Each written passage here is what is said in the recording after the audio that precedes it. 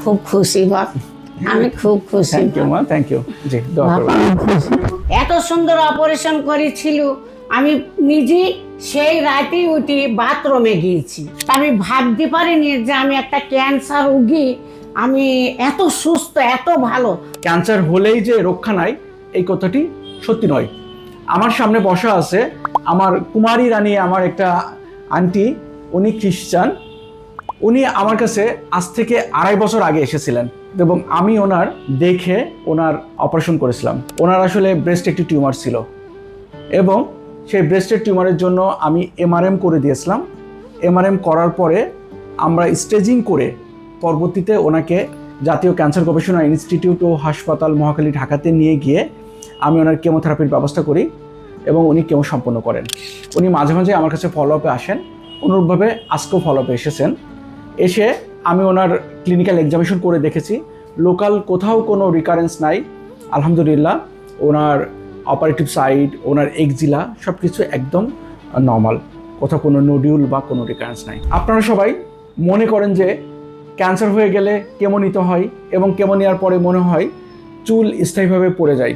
আসলে চুল পড়াটা সাময়িক। দেখুন আমার এই মা, ওনার কিন্তু কেমো দেওয়ার পরে চুল পড়ে গেছিলো এবং এখন দেখেন ওনার চুল কিন্তু একদম স্বাভাবিক হয়ে গেছে এবং ওনাকে দেখে কেউ বলতে পারবে না যে উনি এত বড় একটি ক্যান্সারের ধকল থেকে উঠছেন এবং উনি এখন ক্যান্সার মুক্ত। ওনাকে দেখে মনে হচ্ছে যে উনি একজন স্বাভাবিক মানুষ। তো আমার এই মা খুবই একজন ভালো মানুষ এবং উনি রেগুলার আমার কাছে আসেন এবং আমাকে উনি ওনার সন্তানের মতো করেই আমাকে ফিল করে এবং সবসময় আমিও চেষ্টা করি ওনাকে সার্বিকভাবে পরামর্শ দিতে। যে কোনো সময় ওনাকে উনি ফোন দিলে আমি চেষ্টা করি ওনাকে রেসপন্স করতে। তো আমি আমার এই কুমারী রানী খালাম্মার কাছ থেকেই একটু শুনবো যে ওনার কেমন ছিল, কেমন আছে এবং বর্তমান কি অবস্থা। খালা একটু বলেন। নমস্কার, আমি কুমারী মণ্ডল। আমার বাড়ি মেহেরপুর মুজিবনগর। আমি গত 2.5 বছর আগে এই ক্যান্সার রোগে ভুগছিলাম। জানিনি ওনাকে কিভাবে আমাকে ঈশ্বর মিলিয়ে দিয়েছিল। আমি অনেক কদে 2 মাস 2.5 মাস ভুগেছিলাম। তারপরে একদিন আমার স্বামী একটা ডাক্তারখানায় গিয়ে ওনার ছবি দেখে এবং ওনার নামটা দেখে আর স্তনের কথা লেখা আছে ওইটা দেখে। তারপরে উনি আমাকে গিয়ে বলে, কুমারী এরকম শুক্রবারে, উনি বৃহস্পতিবারে আসে, শুক্রবারে দেখে। তখন উনি মেহেরপুর আর রাবিয়াতে বসতেন।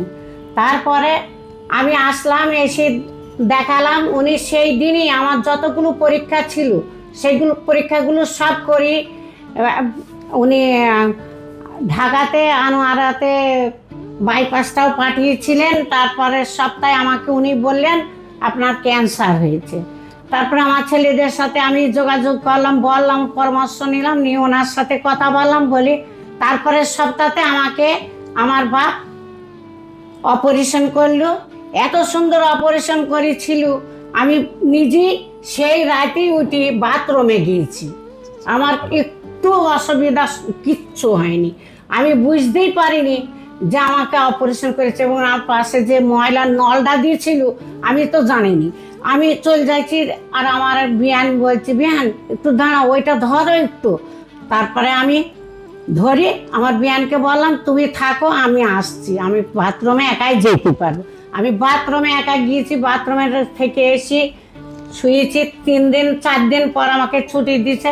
তা আমি ভাবতে পারিনি যে আমি একটা ক্যান্সার রোগী, আমি এত সুস্থ, এত ভালো। আমাকে ঈশ্বর এত শক্তি দান করেছিল।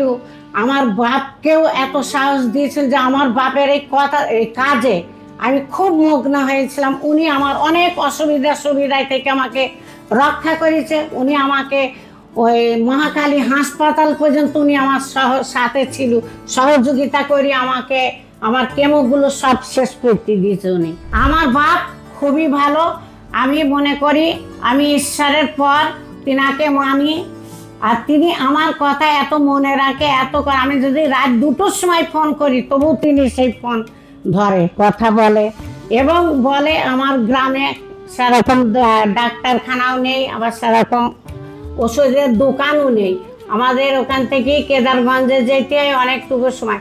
তিনি সেই পর্যন্ত অপেক্ষা করে, বলে তুমি আমার ছেলেদের বলে নিয়ে যাও গিয়ে দোকানে, আমাকে মোবাইলটা ধরিয়ে দাও, আমি কথা বলি ওই দোকানদারদের সাথে।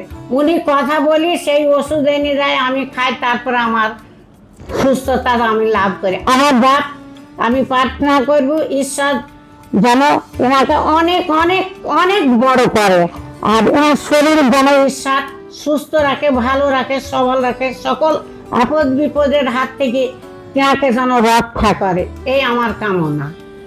ঠিক আছে খালা, আপনার জন্য অনেক শুভকামনা বাবা। হ্যাঁ। তুমি ভালো থেকো, আর তুমি এখন 6 মাস পর পর আমার সাথে দেখা করতে আসবে, ঠিক আছে?